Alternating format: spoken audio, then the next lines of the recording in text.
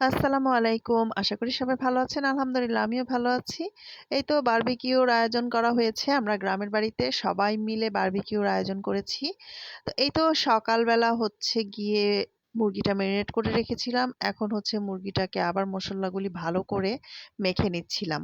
তো এই তো আমার ছেলে এখানে বারবিকিউর জন্য সবকিছু রেডি করে এখন মুরগি পুড়তে দিয়ে দিয়েছে। আর রাতের বেলা তো অনেক ঠান্ডা গ্রামের বাড়িতে অ্যাকচুয়ালি। এই তো এখানে যেহেতু মাংস পোড়া হয়ে গেছে প্রায়, এখানে অনেক ধাপে ধাপে মাংস দেওয়া হয়েছে। আর যদিও অনেক রাত হয়ে গিয়েছে, আমরা অনেকজন লোক ছিলাম। তো সবাই মিলে যখন বারবিকিউটা করছিলাম তো ভাবছিলাম যে গরম গরম মুরগি আর নান রুটি নেওয়া হয়েছিল। তো সবাইকে খাবারগুলি দিয়ে দেওয়া হয়েছিল। ওখান দিয়ে মাংস পুড়ছিলাম আর এখান দিয়ে সবাইকে আস্তে আস্তে খাবার দিয়ে দিয়েছিলাম। যেহেতু অনেক রাত, শীতকালের রাত বুঝতেই পারছেন, রাত বাড়ছে আর ঠান্ডাও বাড়ছে। তো সবাই ভালো থাকবেন। আল্লাহ হাফেজ।